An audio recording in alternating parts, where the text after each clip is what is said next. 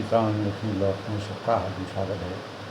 सबके मंगल भक्त की कामनाओं के साथ बड़ों को मेरा सादर नमस्कार, छोटों को मेरा आशीर्वाद। मैं ठीक हूँ, आशा करता हूँ कि आप ठीक होंगे। रामचरितमानस के अयोध्याकांड के प्रसंग में, दोस्तों, कल के प्रसंग में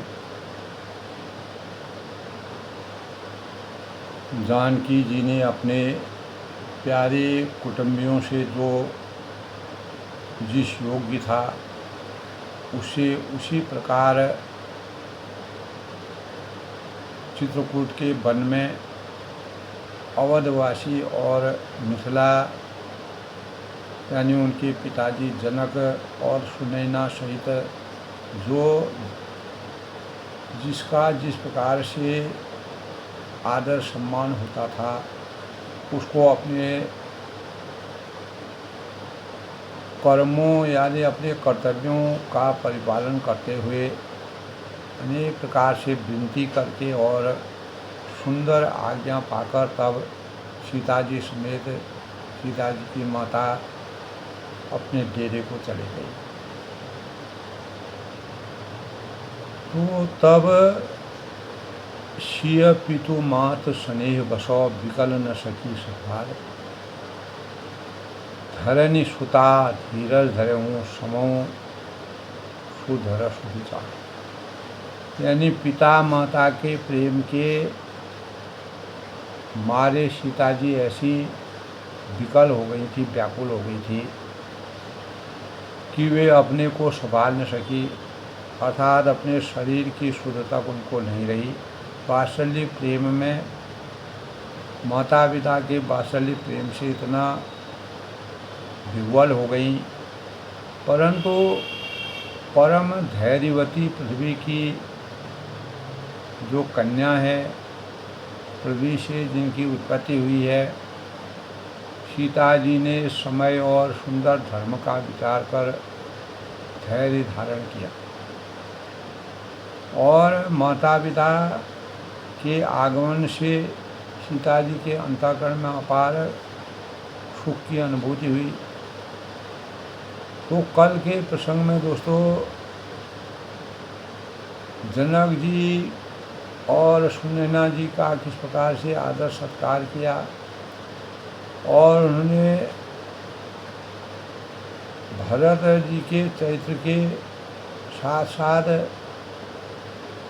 भगवान राम लक्ष्मण शत्रुघ्न सभी के चरित्र का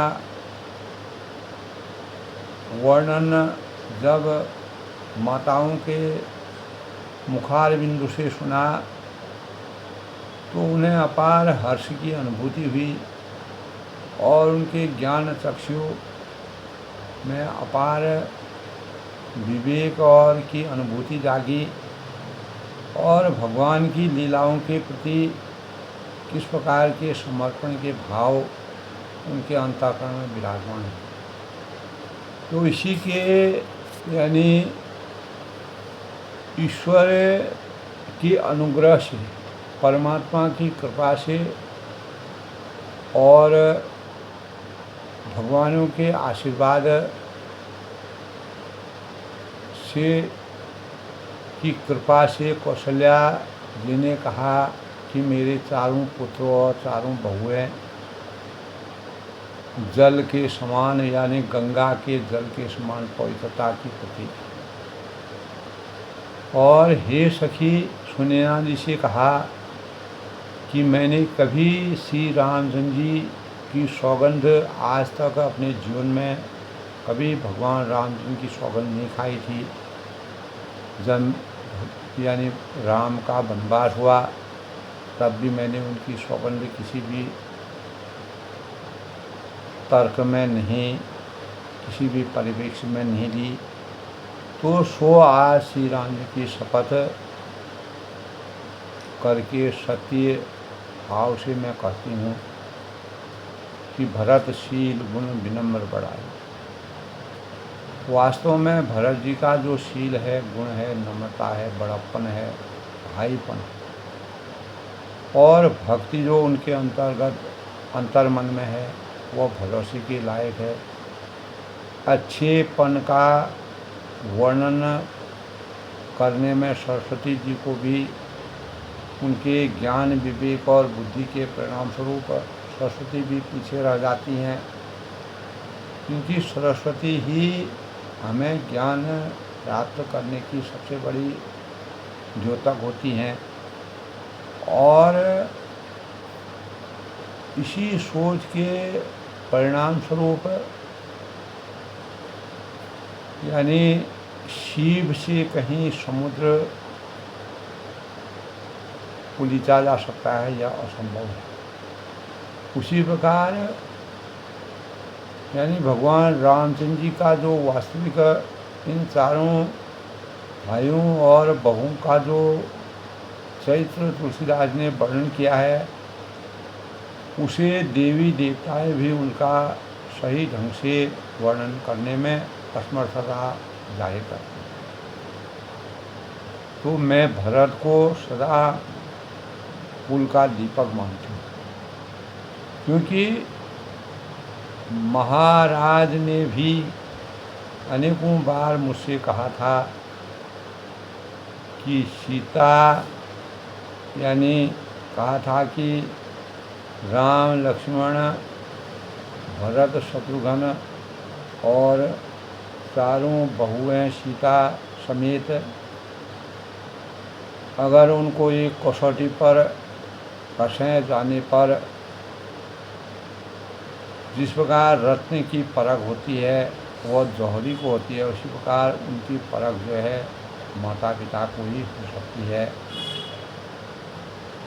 तो उसको सही सांचे में माता पिता ही ढाल सकते हैं और उनके सही स्वरूप का वर्णन वही कर सकते हैं। वैसे ही पुरुष की परीक्षा समय पड़ने पर भरत की प्रशंसा करते हुए भरत जी ने जिस प्रकार से समूचे अवधवासियों को भगवान राम जी के भ्रातृत्व प्रेम की पराकाष्ठा को उजागर करने के लिए चित्रकूट के वन तक पहुंचाने का श्रेय लिया, क्योंकि भगवान रामचंद्र जी अयोध्या के राज्य को करने में समर्थवान हैं। और यह भाव वह बात सबको विदित है, सब लोग जानते हैं। तो उसी प्रकार भरत जी की यह परीक्षा का समय था। संभावना ही आपका चरित्र देखकर यानी उनके चरित्र में जो विशालता है उसको देखकर हम अनुभव करते हैं। किंतु आज मेरा ऐसा कहना भी सुनैना जिसे कौशल्या जी कहते हैं कि अनुचित है कि शोक और स्नेह में सयानापन विवेक कम हो जाता है,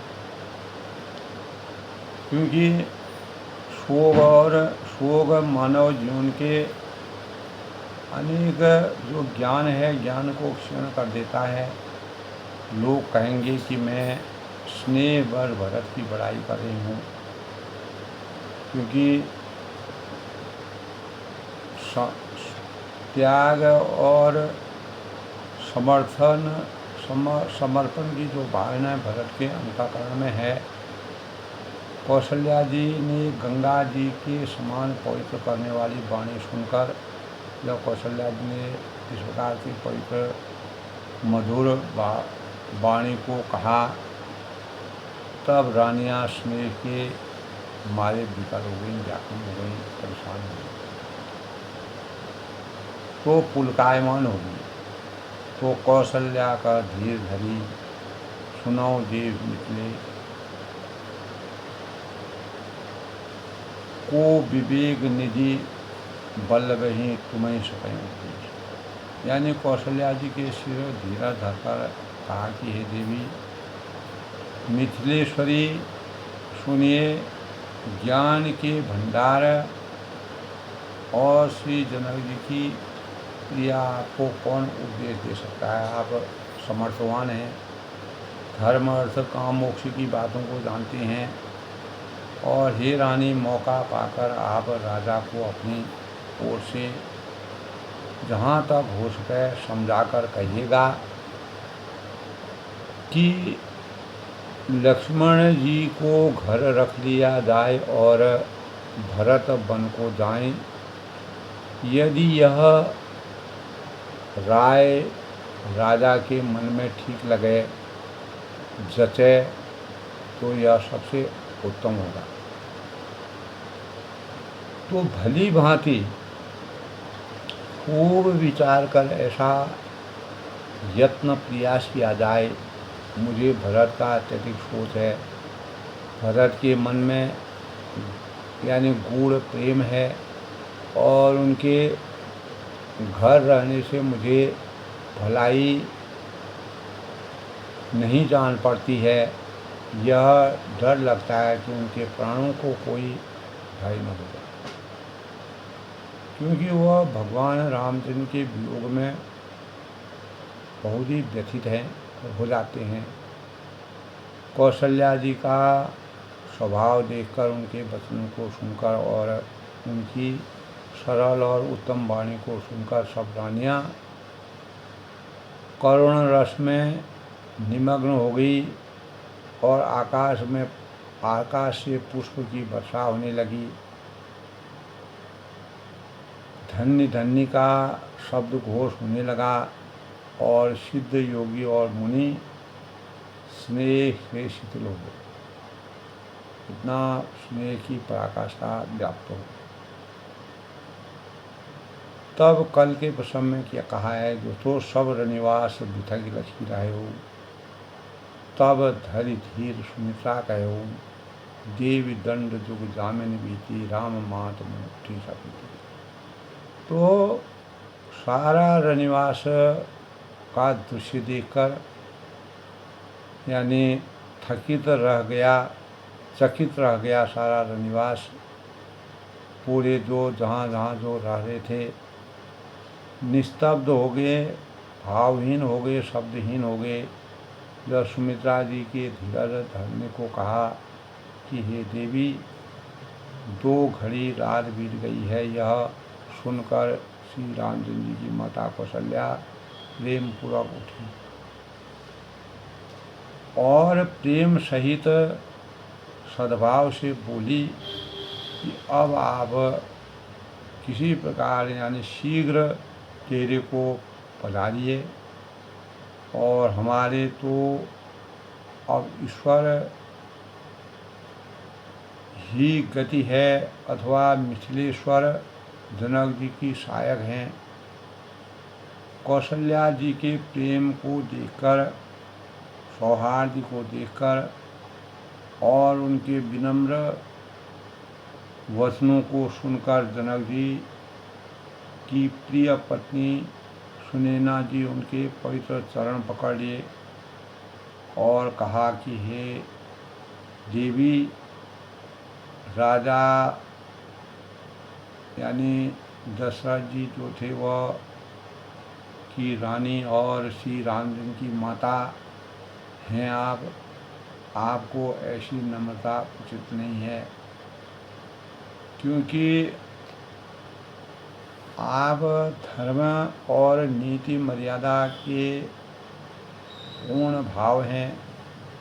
प्रभु अपने नीचों आदरहीन, असिन धूप गिरि सरवाही, धरही सेवक राव करम मन बानी, सदा सहाय महे भवन। तब उन्होंने कहा कि प्रभु अपने नीच जो लोग होते हैं अपने से भी आदर करते हैं। भगवान राम का इस प्रकार का चरित्र है। कोई किसी भी जाति धर्म परंपरा और किसी भी विचारों से संबद्ध रखता हो, भगवान केवल भक्ति भाव को देखते हैं, सेवा समर्पण को देखते हैं और भक्त के मन के अंतःकरण की बातों को ध्यान रखते हैं।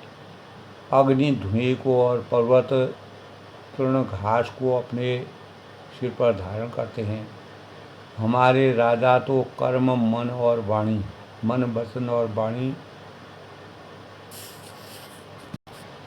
वचन और कर्म वाणी से आपके सेवक हैं और सदा सहायक तो श्री महादेव जी, पार्वती जी, गौरा जी। तो आपका जो सहायक होने योग्य जगत में कौन है? दीपक सूर्य को सहायता करने आकर कहीं शोभा पा सकता है, क्योंकि सूर्य के का दीपक की छवि धूमिल हो जाती है, अस्तित्वहीन हो जाता है। इसी प्रकार श्री राम जी वन में जाकर देवताओं का कार्य करके अवधपुरी में अचल राज्य करेंगे। तो देवता हैं, नाग हैं, मनुष्य हैं, सब श्री राम जी के भुजाओं के बल पर अपने अपने स्थानों में अपने अपने लोगों को में सुखपूर्वक बसेंगे। यह सब याज्ञवल्क्य जी मुनि ने पहले ही रचा है। इस प्रकार की गणना की है कि हे देवी, मुनि का जो कथन है, उनके द्वारा जो पूर्व घोषित किया गया है, व्यर्थ और झूठा नहीं जा सकता। ऐसा कहकर बड़े प्रेम से पैरों पड़कर सीता जी को साथ भेजने के लिए विनती करके और सुंदर आज्ञा पाकर तब सीता जी समेत सीता जी की माता डेरे को प्रस्थान कर गए। तो जानकी जी अपने प्यारे कुटुंबियों से जो जिस योग्य था उसी प्रकार मिलती हैं, उनका आवाभगत करती हैं, मान सम्मान करती हैं, उनका आशीर्वाद प्राप्त करती हैं। जानकी जी को यानी सीता जी को तपस्विनी के वेश में देखकर सभी शोक से अत्यंत व्याकुल हो जाते हैं कि एक सुकुमारी सीता जो अपार महलों में विराजमान रहती थी, आज वह बदकल वस्त्र पहन करके, सन्यासियों के वस्त्र पहनकर चित्रकूट के वनों में विचरण कर रही हैं। तो जनक जी का श्री राम जी के गुरु वशिष्ठ जी की आज्ञा पाकर जनक जी डेरे को चले और आकर उन्होंने सीता जी के को देखा और जनक जी ने अपने पवित्र प्रेम और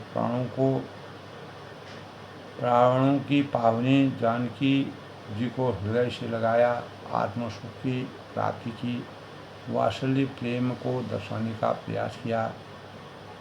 उनके हृदय में वात्सल्य प्रेम का समूह उमड़ गया और राजा का मन मानो वात्सल्य प्रेम जब बच्चा बचपन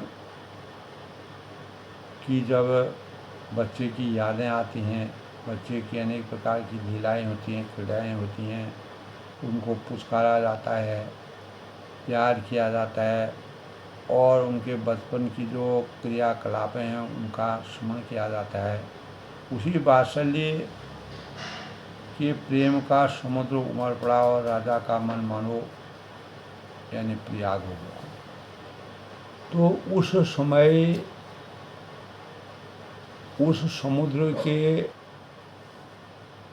समुद्र के अंदर उन्होंने आदि शक्ति सीता जी के अलौकिक स्नेह रूपी अक्षय वट को चढ़ते हुए देखा और उस सीता जी के प्रेम रूपी वट पर श्री राम का प्रेम रूपी बाल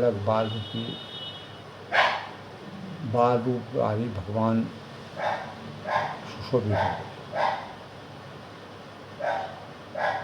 तो चिरंजीवी मुन ध्यान विकल जन घोड़त लेहूँ बाल अवलंबन मोह मगन मति नहीं विदेह की महिमा श्री रघुबर। तो जनक जी की ज्ञान रूपी यानी चिरंजीवी मार्केट मुनि व्याकुल होकर डूबते डूबते मानो उस श्री रामचंद्र जी रूपी बालक का सहारा पाकर बच गया और वस्तुतः ज्ञानी शिरोमणि विदेह राज की बुद्धि मोह में मग्न नहीं। अर्थात यह तो श्री सीता जी के प्रेम की महिमा है, क्योंकि जिसने उन जैसे महान ज्ञानी के ज्ञान से विकल कर दिया, व्याकुल कर दिया। सिय पितुमात स्नेह वसौ विकलन सर्दी सभार धरण सुता धीरज धरे हूँ समय बहुत अच्छा। तो माता पिता के प्रेम के मारे सीता जी ऐसी विकल या व्याकुल या अधीर हो गई कि अपने ही शरीर की इंद्रियों में उनका संयम यानी एक स्थिरता उनके अंदर नहीं रही। अपने को वह अपने में ही अपने को स्वयं ही संभाल नहीं पाए। परंतु परम धैर्यवती पृथ्वी की कन्या सीता जी जो पृथ्वी से अवतीत हुई हों, समय और सुंदर देश काल परिस्थिति और धर्म की नीति के अनुसार विचार मंथन कर धैर्य धारण करके अपने मन को शांत करती हैं, धैर्य बताती हैं और शुभता का संकेत देती है। तब आज के प्रसंग में दोस्तों तापस वेश जनक सिय देखी भयऊ प्रेम परितोष विशेष।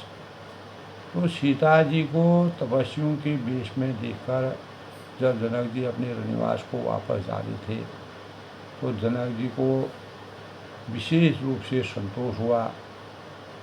संतोषम परम सुखम, यानी जनक जी विद्वान थे, प्रतापी थे, भयं प्रेम परितोष विशेषी। उन्होंने कहा कि पुत्री पवित्र किए कुल लोग, मेरी पुत्री रे सीता यानी जानकी जी तूने दोनों कुलों को पवित्र कर दिया और जिसके परिणाम स्वरूप सुदर्श धवल जगु कौशल को तेरे जो निर्मल यश से सारा भूमंडल है, सारा जगत है, पूरी सृष्टि है वह उज्जवल हो रही है। ऐसा सब कोई कहते हैं, सुनते हैं, विचार करते हैं, गणना करते हैं, उसका वर्णन करते हैं। जित सुर सर की रथ सरी तोरी गवन कीन गिरि अंड करोरी गंग अवन थल तीन बड़ेरे एक ये साधु समाज धीरे। यानी तेरी कीर्ति रूपी जो यश रूपी जो नदी है, देव नदी गंगा जी को भी जीत कर जो एक ही ब्रह्मांड में जाती है, करोड़ों ब्रह्मांडों में वह जाती है। गंग अवन थल तीन बड़ेरे, गंगा जी तो पृथ्वी पर तीन ही स्थानों पर यानी हरिद्वार, प्रयागराज और गंगा सागर, हरिद्वार, प्रयागराज और गंगा सागर को बड़ा तीर्थ बनाया गया है। गंगा अवन थल तीन बड़ेरे एक ये साधु समाज है, क्योंकि पर तेरी इस कीर्ति नदी से तो अनेकों संत समारूपी तीर्थस्थान बना दिए हैं। पितु कह सत्य स्नेह सुबानी, पिता जनक जी ने तो स्नेह से सच्ची सुंदर वाणी कही। सिय सकुच मोह बनो सयानी, परंतु अपनी बढ़ाई सुनकर सीता जी पुण्य पितुमात लीन उलाई शिव आशीष स्वाहा। तो ये माता पिता के मुखार बिंदु से अपनी बढ़ाई को सुनते हुए संकोच में सीता जी आ गई और पिता माता ने उन्हें फिर अपने हृदय से लगाया और हित भरी सुंदर सीख दे करके आशीष और आशीर्वाद दिया। कहत नशीस सकुज मन माही, यहाँ सब रजनी भर नाही, लखी रुख रानी जनाय सुराऊ हृदय सुराव दसीन सुराव। यानी सीता जी कुछ कहती नहीं है, परंतु मन में सोचता रही हैं कि रात में सासुओं की सेवा छोड़कर यहाँ रहना अच्छा नहीं है, क्योंकि रानी सुनैना जानकी जी का रुख देखकर, उनके भावों को देखकर, उनके मन में समझकर राजा जनक जी को जना दिया, उनको पता कराया। हृदय सराहतशील स्वभाव तथा दोनों अपने हृदय में राजा जनक और सुनैना जी जो उनकी रानी थी, सीता जी की माता, अपने हृदय में सीता जी के शीघ्र स्वभाव की सराहना, यानी जो शील है, स्वभाव है, उसकी सराहना करते हैं और उनकी सराहना करते हुए वह थकते नहीं। मन मंदिर बन जाता है उनका, मन अपने मन मंदिर में उनकी अप्रतिम मूर्ति को समा जाते हैं। बार बार मिठी भेंट सी और विदा की सम्मान। तब राजा रानी ने बार बार मिलकर हृदय लगाकर तथा सम्मान करके सीता जी को विदा किया। सीता जी को विदा किया और चतुर रानी ने समय पाकर कही समय सिर भरत गति रानी सुमान स्वयं। राजा को सुंदर वाणी में भरत जी की दशा का वर्णन किया। तो सुने भोपाल भरत व्यवहारू सोन सुगंध सुधा सजारू। तो सोने में सुगंध और समुद्र में निकली हुई सुधा, अमृत में चंद्रमा जी के जो सार है, अमृत के समान भरत जी का जो व्यवहार है, इस व्यवहार को सुनकर राजा ने प्रेम विवल होकर अपने प्रेमाशुओं के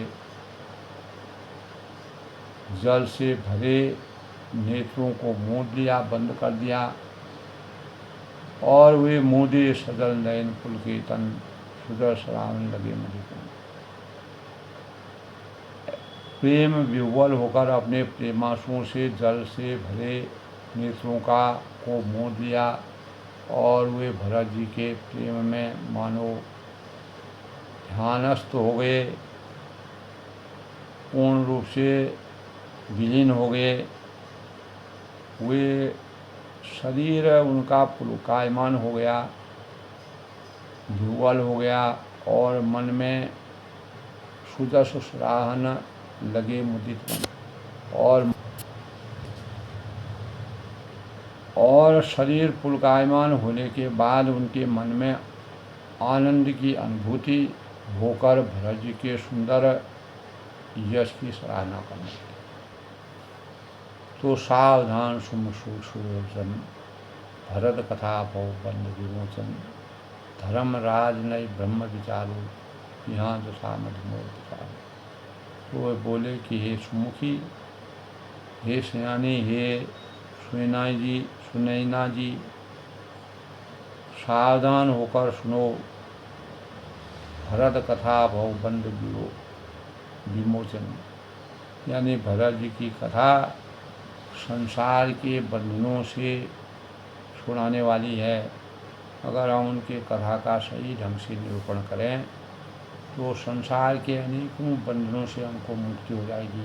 धर्मराज नय ब्रह्म विचार, धर्म राजनीति और ब्रह्म विचार, धर्म राजनीति और ब्रह्म विचार, इन तीनों विषयों में अपनी बुद्धि के अनुसार मेरी थोड़ी बहुत गति है, अर्थात इनके संबंध में कुछ जानता हूँ। सो मत मोर भरत महिमा।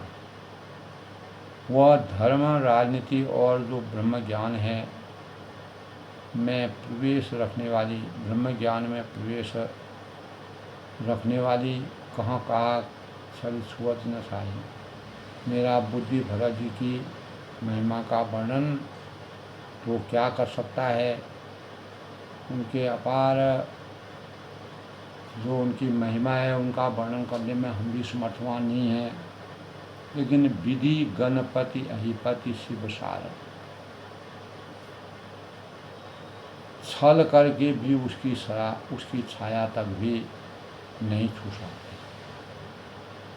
और ब्रह्मा जी कवि कोविद बुद्धि विशाल। ब्रह्मा जी हैं, गणेश जी हैं, शेष जी हैं, महादेव जी हैं और सरस्वती हैं।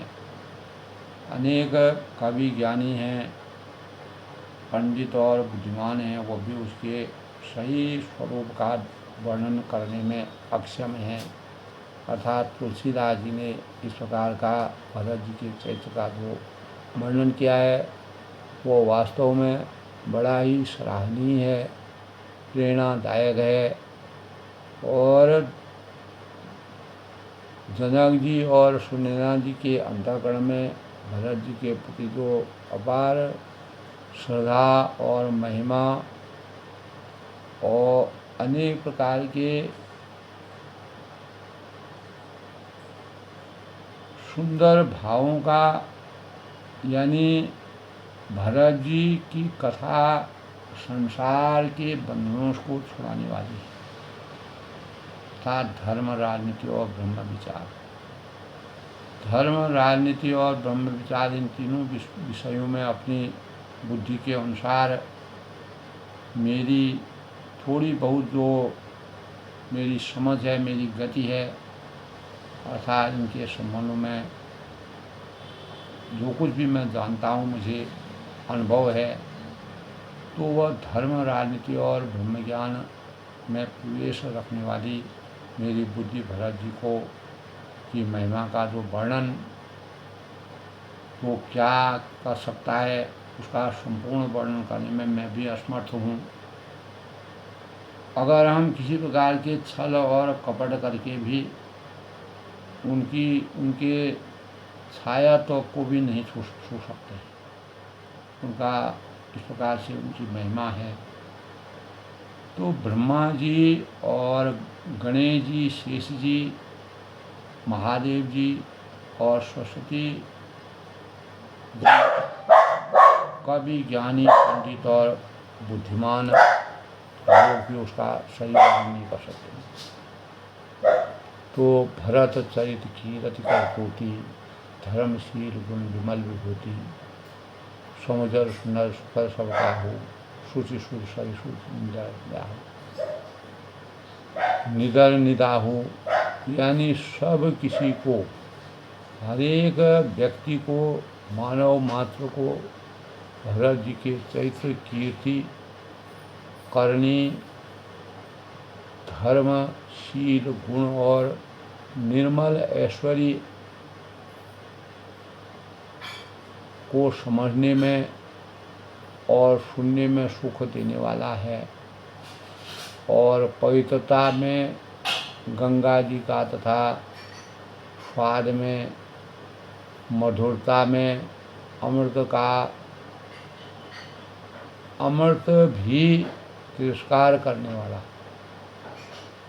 तो भरत जी की महिमा समुद्र मंथन के बाद किए गए अमृत निकलने के पश्चात जो अमृत का सार होता है उससे भी ज़्यादा रहस्यमय है।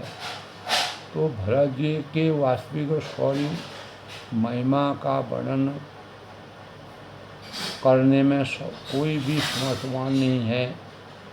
अर्थात उनके अपार गुण हैं, अस्मरणीय हैं और अकल्पनीय हैं और अविश्वसनीय। अर्थात निरवधि गुण निरुपम पुरुषो भरत समझान। निरवधि गुण निरुपम पुरुषो, यानी भरत जी असीम गुण संपन्न, जिसकी कोई, उनके गुणों का कोई सीमा नहीं है। और पुरुष भरत समझान, और उपमा सहित गुण संपन्न और उपमा सहित पुरुषों के पुरुष हैं। करें सुमेर की शेर समा, कवि कुल मति सकुचान। भरत जी ही हैं ऐसा जानो कि सुमेर पर्वत को क्या यानी शेर के बराबर कर सकते हैं। इसीलिए उन्हें किसी भी पुरुष के साथ उनकी गणना उपमा नहीं की जा सकती, क्योंकि कवि कुल मति सकुचान, कवियों का जो समूह है, कवियों का जो समाज है, वह भी उनकी बुद्धि भी उनके वास्तविक शौर्य का वर्णन करने में संकोच का अनुभव करते हैं, संकोचित होते हैं। और इस प्रकार जनक जी और सुनैना जी राम लक्ष्मण भरत शत्रुघ्न और सीता जी से विदा लेकर के अपने डेरे की तरफ जाते हैं और भरत जी के चरित्र का जो गुणगान करते हैं, उनके महिमा मंडन करते हैं, उनके अखंड स्वरूप का जो दर्शन है। अनेकों सरस्वती भी उनके वास्तविक स्वरूप का वर्णन करने में लज्जित हो जाते हैं। अनेकों पर्वत हैं और अनेक कवियों के समूह हैं जो वास्तविक वर्णन करते हैं। तुलसीदास जी ने जिस प्रकार से रामचरितमानस की वर्णना की है, तो वो भी अपने स्वरूप का वास्तविक वर्णन करने में पीछे रह जाते हैं। तो आज के प्रेरणा रामचरितमानस के अयोध्याकांड के प्रसंग में भरत जी के चरित्र का जिस प्रकार से सचित्र वर्णन करके अपार ज्ञान की पराकाष्ठा को सर्वोपरि माना है। यही है धर्म अर्थ काम मोक्ष की प्राप्ति के मानक भरत जी ने किस प्रकार से भगवान राम जी के प्रति अपना समर्पण, अपना त्याग और महिमा का वर्णन किया, वह अकल्पनीय है। सबसे मंगल हो उसकी कामना के साथ आज के रामचरितमानस के प्रसंग में सुनैना जी और जनक जी ने जिस प्रकार से भरत जी के चरित्र का वर्णन किया, वह अपार है, अवर्णीय है और अत्यंत ही महिमा मंडनमय है। अपनी वाणी को विराम देते हुए कल फिर अगले प्रसंग से मिलते हैं। तब तक जय श्री राम के साथ सबका अभिनंदन, सबका स्वागत।